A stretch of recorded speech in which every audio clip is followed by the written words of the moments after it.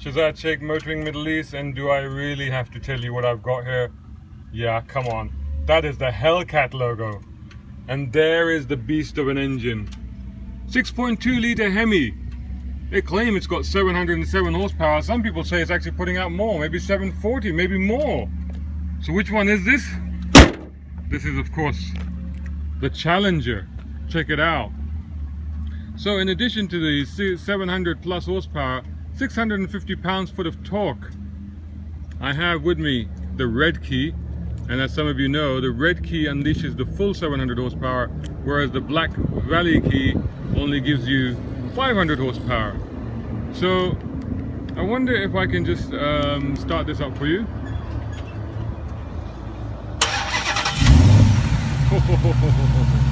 Check that out. So this beast 0 to 100 in 3.7 seconds, a top speed of 329 kilometers an hour.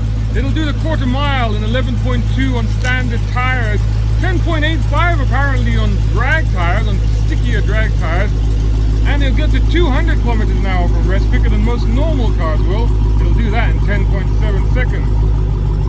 We have been waiting a while to drive this thing for real on an ordinary road, and I think it's time to get in and do just that.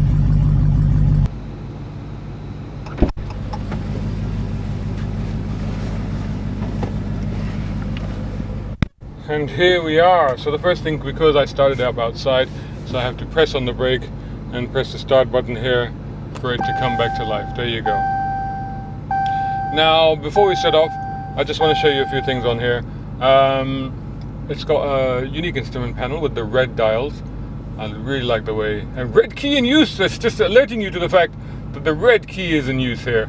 I've just filled up the tank, and if I scroll through this, you'll find that this is a bit of a thirsty beast. You get vehicle information, tire pressures are quite good. Performance, you got 0 to 100 time, reaction time, all that sort of stuff. 200 meter timer. So it's got all these little toys at the braking distance, the G forces. It's got all these little toys that will tell you what it can do and what you're doing with it. Lap timer, so you can take it around the track, you know, if you want to do that as well. Fuel economy 17 liters per 100. You know, I actually got worse than that. I had 19.6 I think it was. So that's actually an improvement. But you know, if you're worried about fuel economy, wrong car by a long shot. So there you go, you can scroll through those and that gives you the normal stuff that you expect. Now, in addition to that, I'll leave on speedometer because it's always good to know what speed you're doing. Over here you've got the traditional, typical system that you normally get in Dodges, which is a very, very good system, very easy to use, nice touch bits, little car icons. In this case, I've turned that into a Challenger, which is, of course, very appropriate, don't you think, for this car? And as all the normal stuff, so I won't really go through that because, you know, we're very familiar with that. More interesting, of course, is the fact that there's a launch button right here, launch control, of course, and up here is an SRT button. Once you press the SRT button, you get the SRT screen, and of course it's telling you you've got 700 plus. So a little bit of ambiguity there, 707, 740, well, it's just 700 plus horsepower at your disposal. At the moment it's in default mode. So it gives you the full horsepower, it gives you street transmission, so slightly softer changes, gives you paddle shifts are all on, traction control is in street mode, and suspension is in sport. If you go into sport, you can see everything goes into sport there, and if you go into track, it's all gone red for danger, you will die, immediately get out of this mode. I think I shall do that. I've set it up custom. You can set it up the way you like it as well. So I've set it up in custom mode, where I've kept the transmission on street for you know, normal driving, and I've put the suspension in street because it's a little bit softer, a little bit more pliant, a little bit more comfortable on normal roads. But I've put the traction in sport, and I've left the engine in that thing. Another thing I want to show you just before we set off, because it's kind of cool, is the apps, the SRT apps, and the performance pages for that. It takes a while for those to fire up, but it's well worth the wait, because you get something on here which I find quite intriguing, which you don't normally get on most cars. SRT performance pages! Hey, check it out. and you get a picture of the car. Isn't that cool? No, you get a bit more than that. Of course, you get the gauges and you get the G-force. We've already seen that, and the timer and stuff. We've already seen that. What I want to do is I want to hit the engine button there and just show you this, because that's quite cool. So this actually tells you at any given moment how much power the car is generating, how much torque is generating, how much boost the supercharger is producing. And it's quite interesting, because driving around normally, you find that you're using only about 100, certainly less than 200 horsepower. It's only when you give it that bit of extra throttle do you get up into the high horsepower figures and the high torque figures. So everything else, of course, this is the new model Challenger, and it gets a new interior with the proper T-shift, and I like this. It's a proper, not an electric thing. You can feel the notches and good. Put it into drive and put it across here into manual, and then you can use the paddles that you've got up here. I'll just leave it. I'll put it into drive in a minute. So I think I'll turn this off, and it's time to get going. Right, put that somewhere safe. Put that in the cubby box, deep cubby box here, with a USB and an aux and an SD card in there. Put my belt on, nice red belt. Look at that, sporty seats, SRT on the seats here. You got stitching on the steering wheel, nice sporty wheel, flat bottomed with a good position for the hands. Vents, everything are in good position. Okay, let me put this on so that maybe you can hear me a little bit better. Now, thing is, I have driven Challengers before. I've driven lots of Challengers. I love the Challenger, and I've driven SRTs as well. And I love the SRT, and I would happily own an SRT. And I'm really looking forward to this. But the trouble with this car, and what am I in at the moment? What mode am I in? So I'm in custom mode. So this is going to default mode, where everything is in street apart from suspension. And indicate.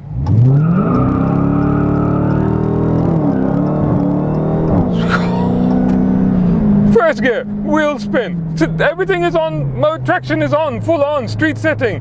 Second gear, more wheel spin. You have to have your wits around you with this car. Hair trigger acceleration, power, instant. This has got 700 plus something horsepower, but it's not disguising that.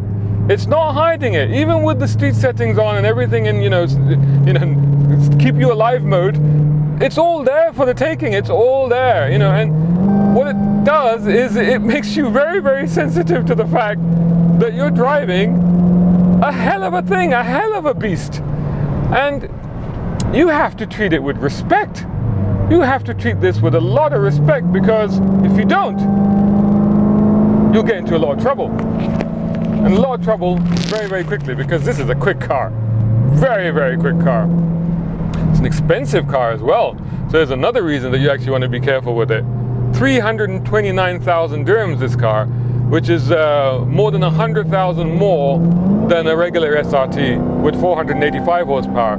And which is only less than a second slower to 100 than this car, but the difference in feel is just phenomenal. And one of the things I want to do here is I'm going to put it into manual mode. The gearbox, actually, the 8-speed gearbox on its own is fantastic, and for normal driving, it's very smooth. The shifts are very intuitive.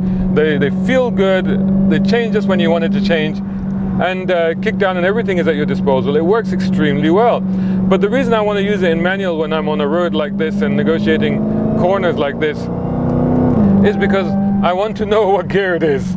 I want to know what gear the car is in. I don't want it suddenly changing down and giving me maybe, second gear is like, and there it moves straight away. Now, you don't want second, third is fine. So I don't want kick down, basically, is what I'm saying. And so I want to keep it in third or fourth, maybe fifth, and just know that it's there, and I know how much torque and beck and call I've got. I wonder if I can go into the performance page here. So yeah, it's showing me that I'm only using about 85 horsepower, 800 horsepower, 150, 190, 200 horsepower. That's very distracting, actually. That is very distracting. It's really cool, but you need a passenger in here to look at that for you and tell you what that is telling you. But that's a lot of fun, actually. Boost 4, 238 horsepower. Oh, you know what? I'm gonna get rid of that, because that is. I don't want to keep looking down there. That is dangerous. I need to be focusing up here, because the action is fast and furious, and a lot of stuff is going on in front of you. Now, This is a car that amongst the figures that I gave you earlier, the drag strip figures, there's another figure that they give out with this car, and that is a 7-minute 30-something time for the Nürburgring. That's a very impressive time. But more impressive than that, way more impressive than that, is whoever did that time. And I don't know who the chap is, I don't know his name, but I'm pretty sure that in the middle of his name are the words Big Balls. So if he's John Smith, then he's probably John Big Balls Smith, because that's what you need to drive this car in those conditions on that road and on the limit. I mean, this is a car that I'm barely ever using, well, even half throttle, because it's a scary beast, you know, and I don't want to get it wrong. But my God, it's relentless. It's absolutely relentless when you do go for that full throttle. It's just, oh my God, seriously, it does hold on, it does grip, but do you trust it? Because if you squeeze in the power, if you ease in the power, if you gently get the power in a very linear fashion, you'll be all right. So this is all right, but even there I can just feel it beginning to go, certainly wanting it to go. So if you are sudden or jerky or less than smooth with that throttle, it will go, and it will go at speed. This is a car that makes you work, and I am still in the normal setting, right? I don't think I actually changed this into the other setting. So the traction is, yeah, it's in default mode. I can put it in sport, and the gearbox changes. Traction eases back a little bit, which is scary in itself, but fortunately I'm running out of road, so that's actually it's a relief. But that's in 4th gear and it's pulling like a train. It's just unbelievable. 3rd gear, 4th gear, whatever gear you like. Tremendous torque, tremendous ability, tremendous power. I mean, it's just a phenomenal car. Absolutely staggering. You run out of words, you run out of adjectives. So then all you do then is you just slow down and you listen to the car whilst we're in a tunnel. So we might as well. We might wake up a few people in here because there is a few cars in here. But oh my God, this is a mental beast of a thing. So one of the comments, one of the questions that we had when I posted it up on our Facebook page, and do check us out on Twitter, Instagram and Facebook, especially Facebook, we put a lot of stuff up there. Just search for Motoring Middle East in all of these channels. And one of the questions that we had up there is it a daily driver? You know, can you use this as a daily driver? Well, you can. If you can afford the fuel for a start, because it's a thirsty beast, and if you can afford the tires, and it's got 20-inch rims on this, so yeah, they're not cheap, those boots either. But if you want to drive it daily, then you have to be very sensitive with your right foot, very careful with your right foot, because of several reasons. The moment you put any pressure on that, and I'm not joking when I say hair trigger accelerator, you know, it will break traction like that, or it will catapult you into the horizon, you know, without mercy. You have to be careful. In town, just take it easy, just cruise, just enjoy the atmosphere, just enjoy it. And even though this car looks like any other Challenger inside, there's just something about the way it sits, the way it vibrates, the way it burbles, the way it feels. You just know that you are in something a little bit special and a little bit deadly. And I'm just going to put it into cruise control because it's so hard to know what sort of speed you're doing, and I don't want to exceed the speed limit on this road, so I just put it on cruise control and just cruise. And I think that actually sums it up. It's a car that you can cruise in if you focus on it, but you need to pay attention. You need to pay this car respect. You need to pay attention. You need to realize that you are responsible for what is going on, you know, between this car and the tarmac beneath you. You know, if you lose control of this car, if you slide out, it is your fault. All right, don't rely on the traction systems, don't rely on any driver aids. It's you and 700 plus horsepower. Be mindful of that. So, in closing, if it was me, if I had a load of money and I had room for a spare car that I wanted to just keep aside just for the heck of it, and as a future investment, because these are the last of their kind and this is definitely going to be worth something in the future, then yes, I'd get one of these, and I would take it out for the occasional cruise and the occasional run and the occasional laugh, quite frankly, and if I wanted to burn a bit of rubber. But as a daily driver, I think I would probably go for the SRT, for the regular 485 SRT, 485 brake horsepower SRT, because you get all the performance, all the fun, all of the drama, all of the style, nearly all of the drama, and you know, for about 100,000 dirham less, this is 329,000 dirhams, and you get a fantastic car. So if I could afford it, I would have both. And that would be my daily driver, and this would be the occasional naughty car. So there you go. Full review as ever on motoringme.com. Please do check us out there. Also check us out on YouTube. Just search for Motoring Middle East. And if you're watching this on YouTube, then please do subscribe and tell your friends. See you next time. Thank you. This is a mighty machine. It makes me go all Shakespeare. Cry havoc and let slip the dogs of war.